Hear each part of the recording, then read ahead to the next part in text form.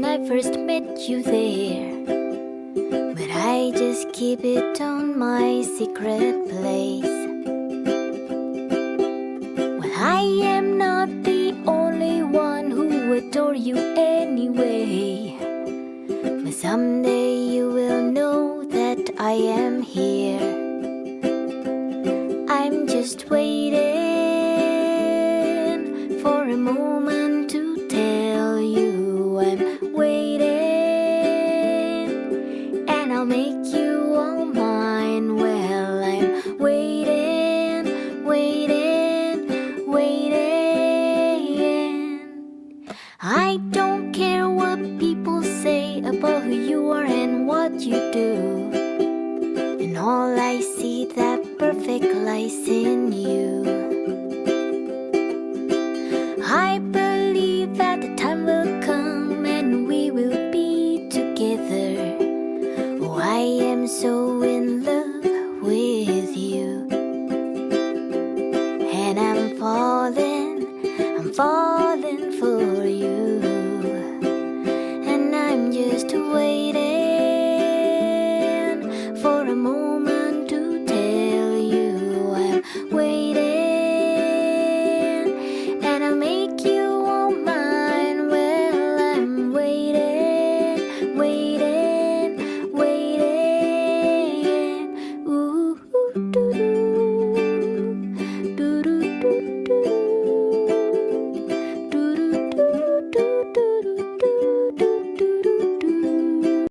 Light Detection and Ranging atau LIDAR adalah sebuah teknologi sensor jarak jauh menggunakan properti cahaya yang tersebar untuk menemukan jarak dan informasi suatu objek dari target yang dituju.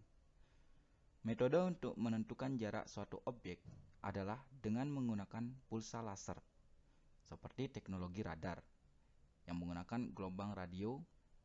Jarak menuju objek ditentukan dengan mengukur selang waktu antar transmisi pulsa dan deteksi sinyal yang dipancarkan. LIDAR terbagi menjadi 3 jenis, yakni ground-based LIDAR, di mana sensornya ditempatkan di permukaan tanah. Yang kedua adalah space-borne LIDAR, di mana sensornya ditempatkan di satelit luar angkasa. Dan yang ketiga adalah airborne LIDAR. Sensornya ditempatkan di wahana terbang di atmosfer bumi. Terdapat 4 komponen dasar dalam sistem LIDAR, yaitu yang pertama adalah sensor LIDAR, yang kedua GPS atau Global Positioning System, yang ketiga IMU atau Inertial Measuring Unit, dan yang keempat adalah kamera digital. Masing-masing komponen tersebut memiliki fungsi yang berbeda-beda. Yang pertama, sensor LIDAR. Sensor LIDAR merupakan komponen paling penting dalam sistem LIDAR karena berfungsi sebagai pemancar sinar laser ke objek dan hidung wahana hingga bagian belakang atau ekor wahana yang membagi dua badan pesawat sama besar. Sedangkan sumbu X dari sistem referensi terbang dapat didefinisikan sebagai garis yang berhimpit dengan arah terbang horizontal wahana. Pergeseran sumbu X wahana ini akan menyebabkan sumbu Y dan sumbu Z wahana menjadi tidak berhimpit dengan sumbu Y dan Z sistem referensi terbang dengan sudut sama besar. Selanjutnya akan dijelaskan apa itu heading. Heading adalah sudut antara sumbu Z wahana terbang terhadap arah utara. Sumbu Z wahana terbang dapat didefinisikan sebagai garis yang tegak lurus terhadap sumbu X dan sumbu Y wahana terbang. 1500 nanometer yang berfungsi untuk mengukur suatu daratan topografi di permukaan bumi, bukan untuk perairan. Karena air akan menyerap gelombang NIR sehingga pantulan yang diterima sensor akan sangat sedikit, bahkan tidak ada sama sekali. Sedangkan gelombang hijau memiliki panjang gelombang antara 500 sampai 550 nanometer. Gelombang ini berfungsi sebagai penetrasi jika suatu sinar laser mengenai daerah perairan. Biasanya, gelombang hijau digunakan untuk hidrografi LIDAR yaitu untuk pengukuran batimetri atau kedalaman laut yang relatif dangkal. Pada akuisisi data, pada sensor LIDAR dilengkapi juga dengan alat pengukur waktu untuk menghitung selang waktu antara setiap kali sinar dipancarkan dan diterima kembali oleh sensor. Maka, sensor LIDAR dapat mengukur jarak antara sensor pada wahana pesawat terbang dengan titik objek yang ada di permukaan bumi yang ingin diketahui koordinatnya. Pada sistem LIDAR ini, GPS merupakan salah satu komponen penting yang berfungsi untuk menentukan wahana pesawat terbang atau koordinat sensor laser secara 3 dimensi, yaitu X, Y, Z atau LBH, terhadap suatu sistem referensi tertentu. Yang kedua adalah Global Positioning System atau GPS. GPS merupakan sistem satelit navigasi dan penentuan posisi yang didesain untuk memberikan posisi dan kecepatan 3 dimensi serta informasi mengenai waktu secara kontinu di seluruh dunia tanpa bergantung waktu dan cuaca. Yang ketiga, Inertial Measuring Unit atau IMU. IMU merupakan salah satu komponen utama LIDAR yang berfungsi sebagai instrumen yang dapat mendeteksi pergeseran rotasi wahana pesawat terbang terhadap sumbu-sumbu sistem sumbu terbang. Sistem navigasi tersebut dapat mengukur sudut perubahan berupa attitude wahana pesawat terbang, yaitu pitch, roll, and heading terhadap sumbu terbang. Pitch ialah pergerakan rotasi sumbu Y wahana terhadap sumbu Y sistem referensi terbang. Sumbu Y wahana terbang dapat didefinisikan sebagai garis pada bidang horizontal yang tegak lurus terhadap sumbu X wahana terbang. Roll adalah pergerakan rotasi sumbu X wahana terbang terhadap sumbu X pada sistem referensi terbang. Sumbu X wahana terbang dapat didefinisikan sebagai garis lurus pada bidang horizontal yang melalui bagian depan wahana hingga bagian belakang wahana, yang membagi dua badan pesawat sama besar. Sedangkan sumbu X dari sistem referensi terbang dapat didefinisikan sebagai garis yang berimpit dengan arah terbang horizontal wahana. Yang keempat, kamera digital. Dalam beberapa sistem, kamera digital digunakan untuk menghasilkan citra dari area pengukuran LIDAR. Citra tersebut dapat di-overlay dengan data XYZ hasil pengukuran LIDAR. Citra tersebut akan digunakan ketika proses pengklasifikasian titik data LIDAR. Hanya sedikit sistem yang menggunakan video kamera yang dapat merekam waktu, ketinggian, longitude, and altitude. Informasi ini akan berguna ketika operator melakukan post-processing data LIDAR. Foto digital pada LIDAR juga berguna sebagai kontrol kualitas data LIDAR dan sebagai media untuk penggambaran unsur-unsur planimetrik secara monoskopik maupun secara stereoskopik 3D seperti jalan, tutupan lahan, sungai, dan lain sebagainya. Pada LIDAR, sensor LIDAR dan kamera digital berada pada satu paket komponen, yaitu kamera digital. Komponen-komponen LIDAR yaitu sensor LIDAR, kamera digital, IMU, dan GPS berhubungan langsung dengan sebuah kotak besar yang disebut dengan receiver.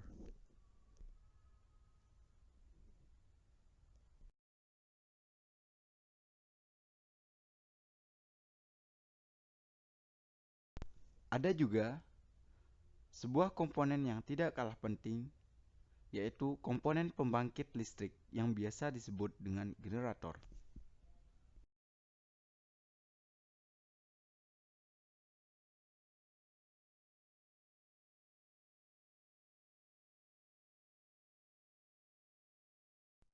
Monitor.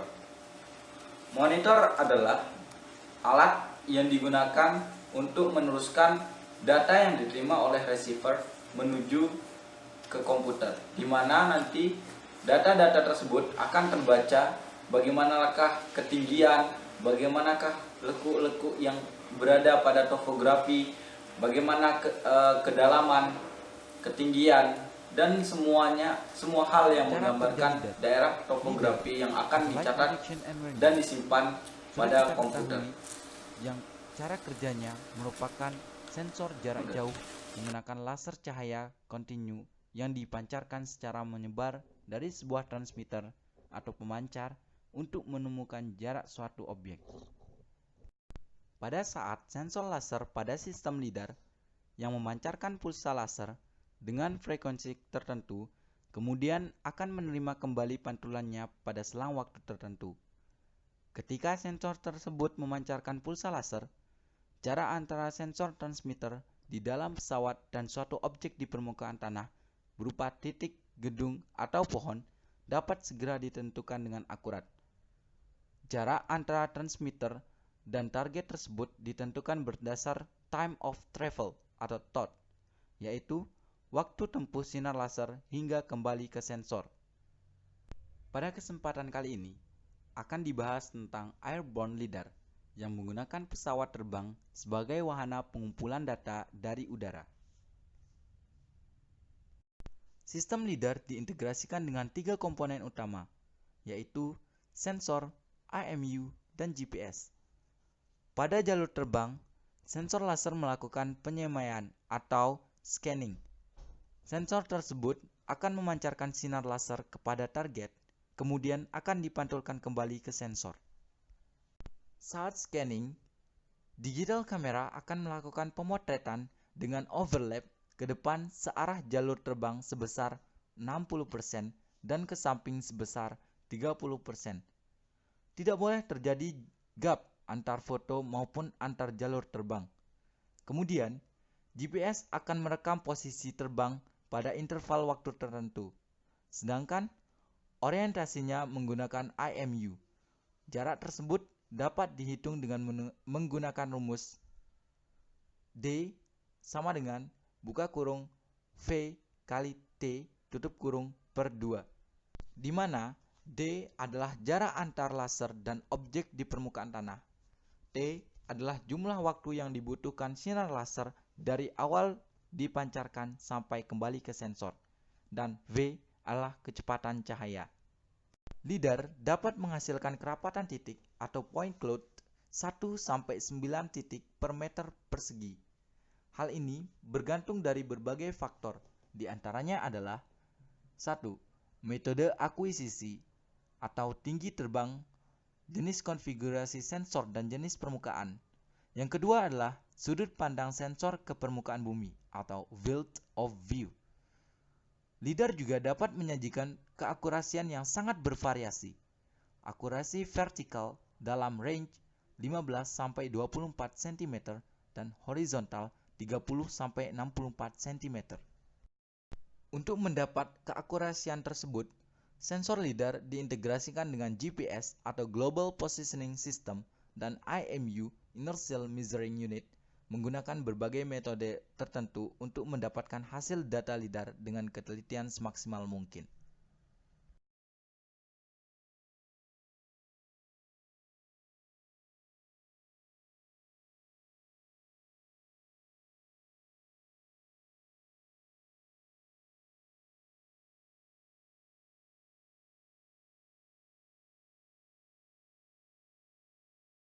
Setelah melakukan remote sensing menggunakan sistem laser scanner yang membolehkan kita mendapatkan sampel-sampel point atau dipanggil juga point cloud dataset yang padat dalam 3 dimensi, data-data ini seterusnya boleh dianalisis untuk menghasilkan DTM, DSM, dan lain-lain.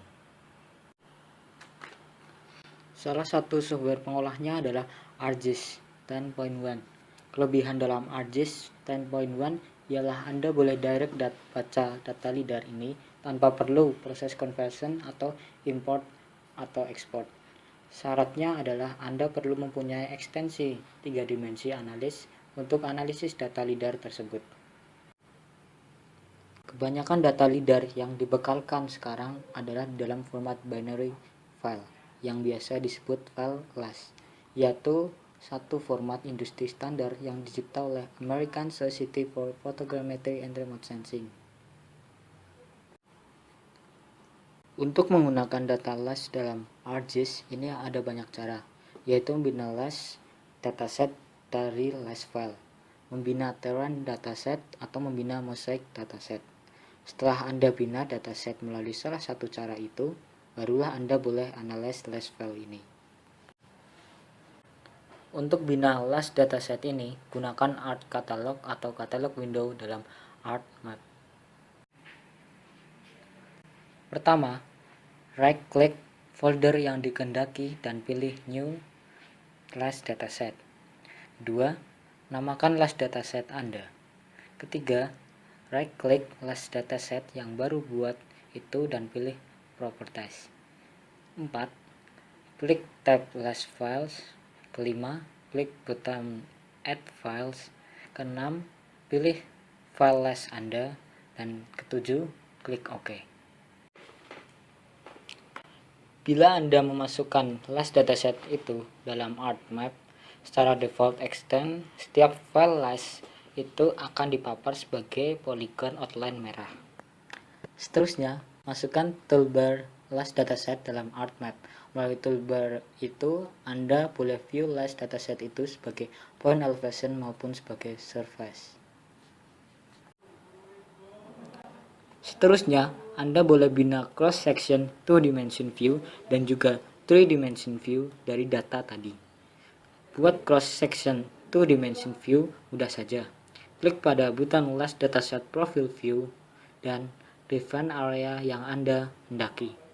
Hasilnya, profile view dihasilkan. Jika ingin menjadikan 3-dimension view, klik button LAS Dataset 3-dimension view.